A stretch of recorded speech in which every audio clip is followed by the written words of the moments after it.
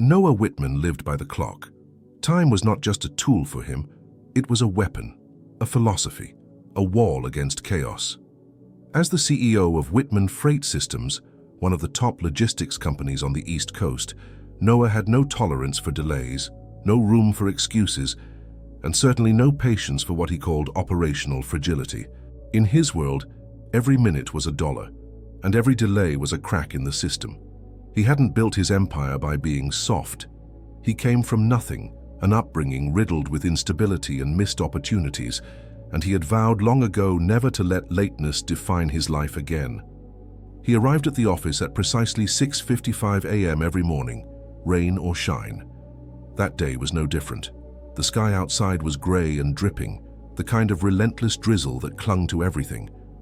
Noah stepped out of his chauffeured car, briefcase in one hand, phone already in the other, and moved through the marble-floored lobby without breaking stride. By 7 sharp, he was at his desk on the top floor, eyes already scanning the agenda his assistant had printed out just moments earlier. Everything in Noah's life moved with purpose, clipped, efficient, optimized. So when he saw the name Emily Jordan flagged in red under the employee punctuality tracker he personally oversaw, he frowned. She was new, barely 2 weeks into the job, a junior assistant in human resources entry level. 3 late arrivals in her first 14 days. The algorithm had flagged her for review. Noah didn't remember hiring her. He probably hadn't even looked at her during onboarding. But that morning she became a liability in his eyes, and liabilities in his system were errors to be corrected. At 9 a.m. he scheduled the meeting. At 9:07 a.m. she walked into his office. She looked disheveled, not sloppy, but raw. Her clothes were damp, her shoes squeaked slightly as she stepped onto the rug, and her thin coat clung to her shoulders like it had been through a storm, because it had. Her face was pale, framed by strands of dark, wet hair that stuck to her cheekbones. Her hands clutched a battered folder so tightly that her knuckles had turned white. She didn't speak first, just gave a nod, part apology, part exhaustion, and waited. Noah didn't ask why she was late. He didn't care. The why didn't matter. The result did. "Emily Jordan," he began, his voice crisp and smooth like glass. 3 late arrivals in 2 weeks. This company operates on precision. This role is not a match for someone who cannot adhere to basic punctuality expectations. "I understand," she said softly. No excuse, no attempt to justify, just surrender. That irritated him more than if she had argued. "I'm terminating your employment effective immediately," he said, as if reading from a policy sheet. She looked up briefly. Her eyes didn't plead, they accepted. "May I collect my things?" she asked. He nodded. She rose, thanked him, and walked out of the room like a ghost drifting down a hallway. No scene, no fight, just silence, broken only by the soft squelch of her wet shoes on the tile. Noah returned to his day. Meetings, reports, strategy briefings. He forgot about Emily by lunchtime, or at least he thought he had. That night, as he left the building through the rear exit, the same path his employees used to access the side parking lot, something caught his eye near the service alley. Movement. It was subtle, easy to dismiss, but something made him stop. Between 2 dumpsters, partially shielded from the rain by a makeshift tarp, someone was curled up beneath layers of blankets and cardboard. He almost turned away.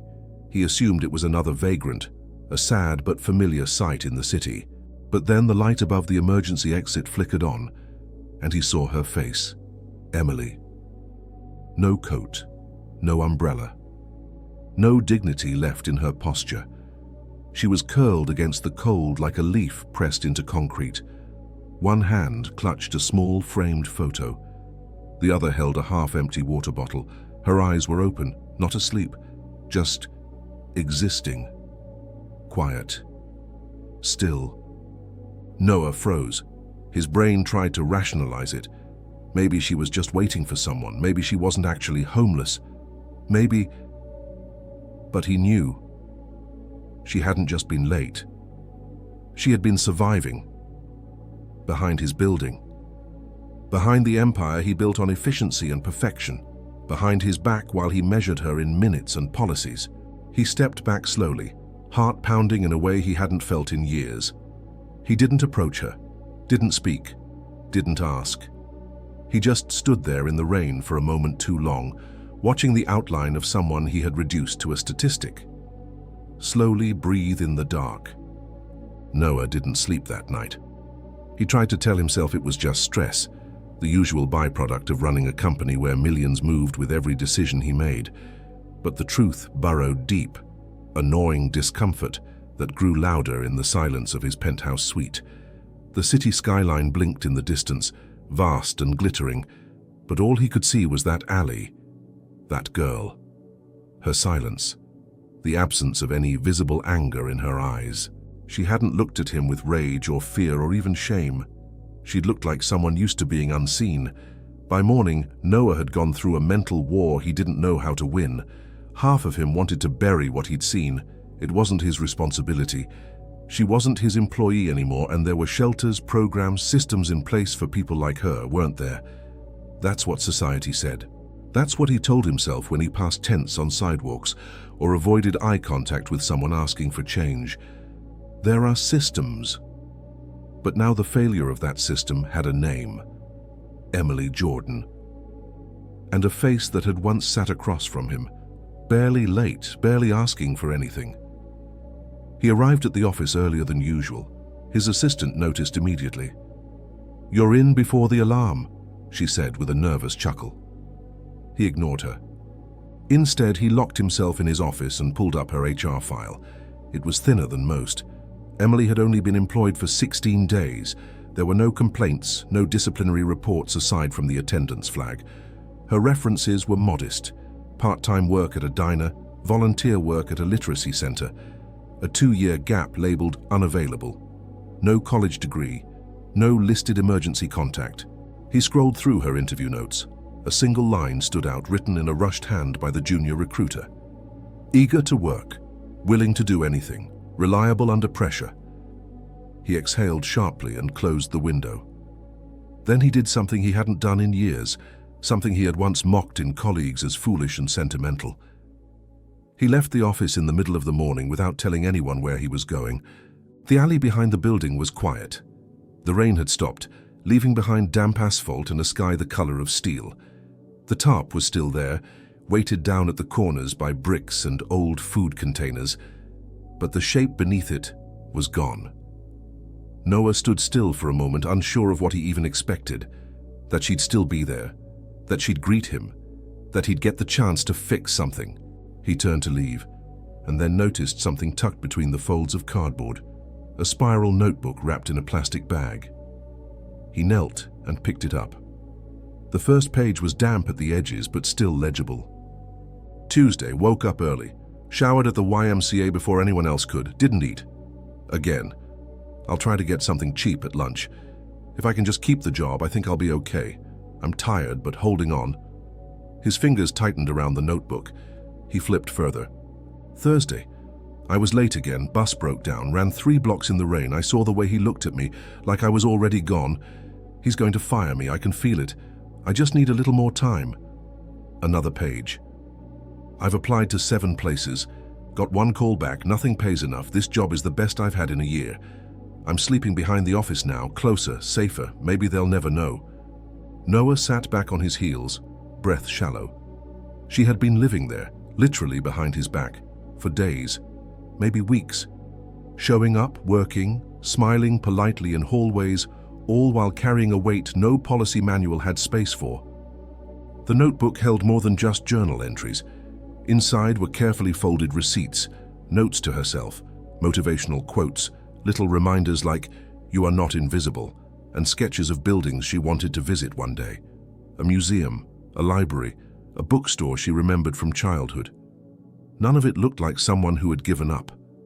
It looked like someone clinging to dignity with both hands, while the world ignored her. That evening, Noah called in a favor from a private investigator he had used years ago during a lawsuit. "I'm not asking for anything shady," he said. "I just need to know where she went." "Name?" the PI asked. "Emily Jordan." There was a long pause. Is this about an employee? Former, Noah said, but the word tasted wrong in his mouth. By the next morning, he had a location. A temporary shelter 3 miles away, the kind funded by donations and stretched far too thin. She was there under her real name. No aliases, no drama. He drove there himself. No driver, no assistant. Just Noah in a black sedan, sitting in front of a crumbling building with a paper sign taped to the door that read, "Help us stay open, we're trying." He walked inside, past rows of metal folding chairs, a receptionist who didn't ask his name, and down a hallway that smelled like bleach and weariness. He found her in the cafeteria, wiping down tables. When she saw him, she froze, not with fear, but confusion, caution. He didn't say her name. He simply stepped closer and said, "I read what you wrote." She blinked. "I didn't know," he added, voice quieter now. "I didn't even try to know, and I'm sorry." Emily didn't answer right away. Then she looked back at the table she had been cleaning and said, without bitterness, "You weren't supposed to." Noah nodded. But he did now. And he wouldn't forget. Noah wasn't sure what he had expected when he walked into that shelter, but it wasn't grace. It wasn't composure. He thought she might yell at him, accuse him, maybe even break down. But instead, Emily Jordan simply stood there with the same quiet endurance she had shown that day in his office, the same silent strength she had carried while sleeping beside dumpsters and showing up to work with wet hair and tired eyes. She didn't want pity. That was obvious. And she didn't seem particularly interested in hearing whatever speech he had rehearsed in the car on the way over. So he did something he hadn't done in a very long time. He asked her if she wanted coffee. Her brows furrowed for a second, not in offense, but in disbelief. Then she said, "Sure," as if she knew there was no harm in listening. Maybe she was curious. Maybe she wanted to see how far his guilt would go. Or maybe, like him, she just needed the conversation as much as the caffeine.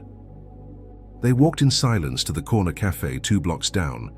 It was small, local, and empty, a quiet contrast to the tension building between them. Noah ordered 2 black coffees and let her pick the table. She chose one by the window, the condensation blurring the street view behind her. It took him 3 sips before he finally spoke. "You didn't deserve to be fired." Emily looked at him, her hands cupped around the paper cup like it was a fragile thing. "I was late." "You were surviving."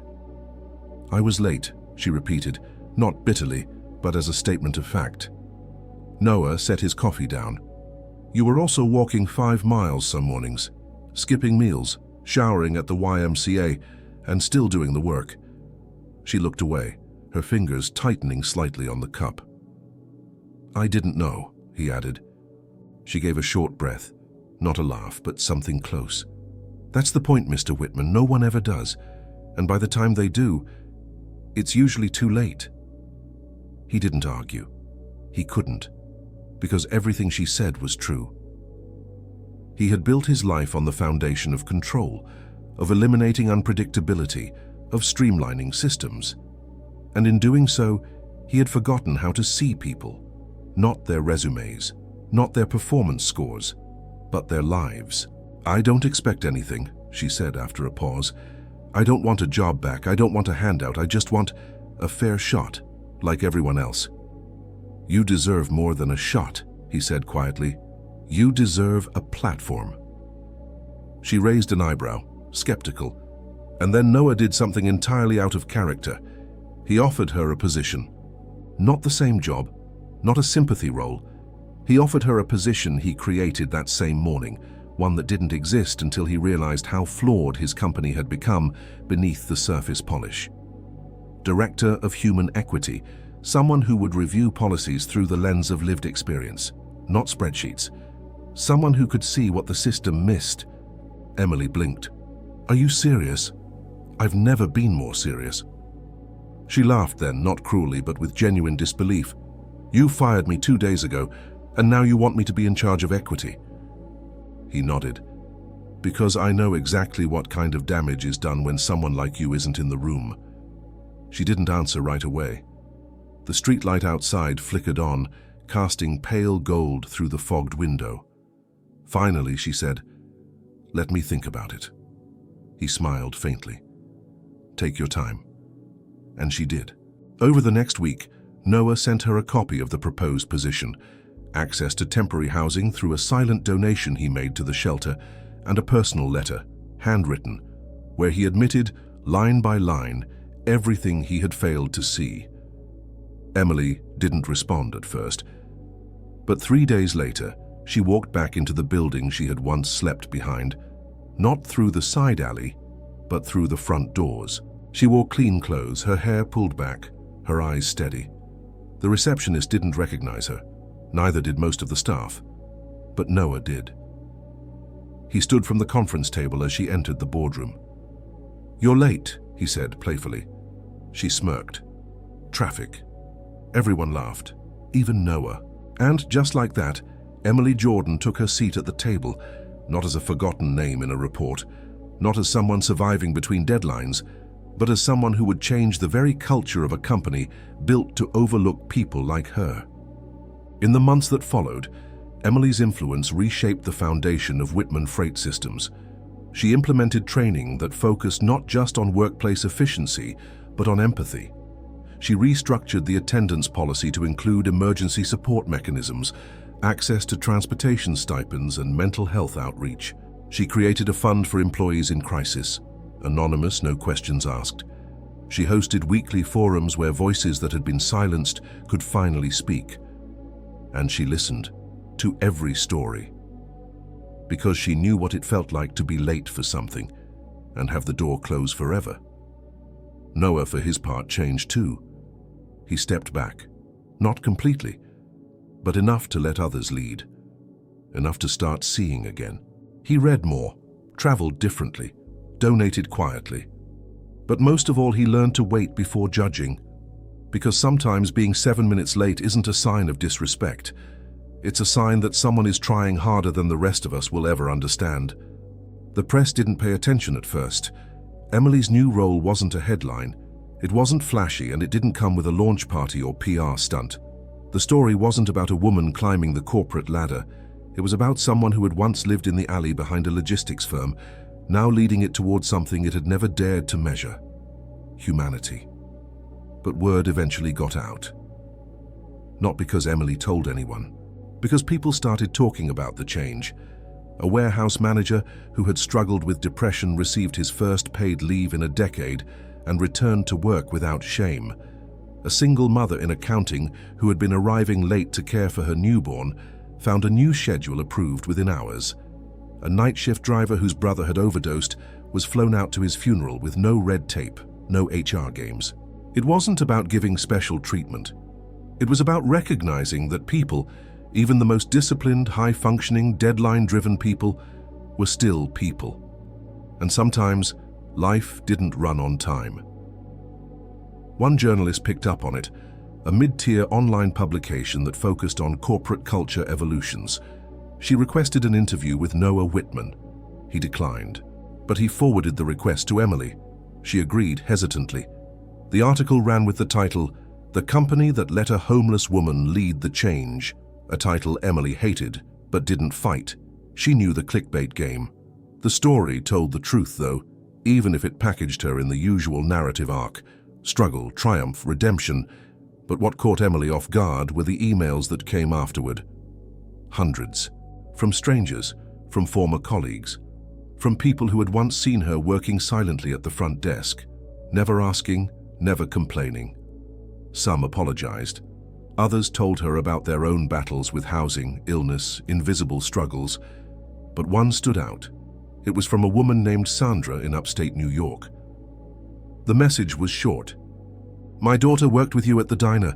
She used to talk about your kindness. She passed 2 years ago, addiction. I think she would have been proud of you. Just thought you should know."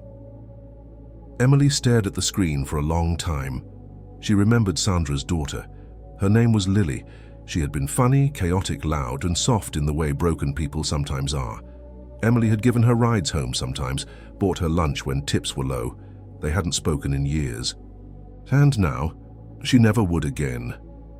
That night, Emily walked to the bench behind the building, not to sleep, not anymore, just to sit. She hadn't come back here since the day she left the shelter. The alley was still there, the trash bins different but familiar. The same rusted railing, the same cracks in the pavement. Her old tarp was gone, probably taken by sanitation months ago. But the memory wasn't. She sat there for almost an hour, until she heard footsteps, soft ones. She turned. It was Noah. He didn't speak, just sat down beside her, mimicking the silence they once shared, though now it meant something entirely different. "Funny," Emily said. "This place feels smaller." Noah chuckled under his breath. "I think we just got taller." They sat like that for a while. Then he asked something she wasn't expecting. "What did you think the first time you saw me?" Emily looked at him, amused. "I thought you were the kind of man who would never look twice at someone like me." He nodded, accepting that. "And now?" She paused. "I think you're trying." He looked away, toward the shadows of the alley. "I still get it wrong. Most of the time." "Most of us do," she said, and for a moment there was no past between them, no power dynamics, no shame, just two people who had walked through different kinds of fire, now sitting on the ashes of what used to be broken. In the months that followed, the program Emily had built expanded. Other companies took notice. They asked for consulting, for models, for frameworks. She gave them one condition: listen first, policy second. Some accepted it, most didn't. But the ones that did started to change, not just in productivity or employee retention, but in something deeper, something harder to chart on a graph. People smiled more, talked more, left work a little less hollow. Noah continued to fund the initiatives, quietly, no interviews, no stage time, just support. He had once measured time in dollars. Now he measured it in second chances. And Emily? She became the kind of person she once needed. Not a savior, not a symbol, but a presence. Someone who paid attention, someone who refused to let silence stay invisible. A year later, Whitman Freight Systems didn't just look different, it felt different. The polished concrete floors were still there, the same frosted glass conference rooms, the same high-rise view of the city skyline. But the energy within the building had shifted, like someone had finally cracked a window in a room that had been sealed for too long. Employees no longer walked the halls like ghosts afraid of clocking in 1 minute late. Supervisors asked questions, not just about deadlines, but about families, stress, health. The fear of speaking up had faded, replaced by something unfamiliar to a corporate setting: trust. Emily's department, Human Equity, a title she'd hesitated to accept at first, now had a team of 9. People with different stories. Some who had once struggled with homelessness, others who had faced chronic illness, caregiving responsibilities, or quietly endured discrimination in workplaces too rigid to bend. Together they designed what Emily often called the structures beneath the structures, policies that worked in the background to catch people before they fell. It wasn't perfect. There were setbacks, resistance. A regional manager quit after claiming the new model coddled weakness. A shareholder filed a complaint accusing the company of diverting focus from profitability. The legal team had to reword half the employee handbook just to reflect the flexibility Emily's framework introduced. But the numbers didn't lie. Retention was up, productivity improved. Sick days dropped, not because people were afraid to use them, but because they no longer had to pretend they weren't sick to get the support they needed. More importantly, and far less quantifiable, the company started attracting people who wanted to be there. People who believed that kindness and ambition didn't have to be opposites. Noah watched it all unfold from the edge. He rarely took credit. In interviews, he pointed to Emily and her team. In meetings, he deferred to their recommendations. And in private, he read every single feedback form submitted anonymously by staff, because he had learned what it meant to listen, even when no one thought he was. He still walked into the building at 6:55 a.m. every day. But now he paused at the front desk to say good morning. Now he waited the extra minute. On the anniversary of her hiring, the board wanted to throw a celebration, a gala even. Emily declined. Instead, she requested something simple, an open mic afternoon where any employee, from janitorial to executive, could share a story of a time they felt invisible and a time they were finally seen. It was voluntary. The room was packed. One by one, voices emerged. A security guard shared how no one ever remembered his name until the new orientation program made sure it was printed on every building map. A single dad from procurement described how a revised work schedule helped him keep custody of his son. A programmer who had battled bipolar disorder thanked the company for funding his therapy, something he never thought would happen in a logistics firm. Then, to everyone's surprise, Noah stepped up to the mic. He didn't have notes. He didn't speak like a CEO. "I used to think 7 minutes of lateness meant someone didn't care," he said, "that they didn't respect the job, or the company, or the people around them. I thought I was being fair, consistent, professional. But I was wrong." He paused, looking over the quiet, waiting faces. "I fired someone who was sleeping behind the building. I didn't ask why. I didn't look past the data. And I lived most of my life thinking that made me a good leader." He looked toward Emily, who was standing at the back of the room, arms crossed, unreadable expression on her face. But good leaders don't just build systems. They build spaces, for questions, for empathy, for stories that don't fit into boxes. There was no applause when he stepped down, just silence, the kind of silence that changes people. Later that evening, as the last of the chairs were being stacked and the lights dimmed, Emily walked back into her office. She sat by the window, the city stretching out beneath her. She opened her notebook, not the old one, but a new version. Leather-bound, gifted to her by the team on her first day as director. She flipped past the blank pages and began to write. "I was once 7 minutes late. I lost everything that day and found everything that mattered in the weeks that followed. Funny how the universe teaches, not through grand moments, but through tiny cracks in time." She closed the book. She closed the... Outside, the streetlights hummed, and the alley where she once slept stood silent beneath the stars. She had not returned to it since, but she didn't need to. The memory was etched into the foundation of everything she'd built, not as a scar, but as a beginning.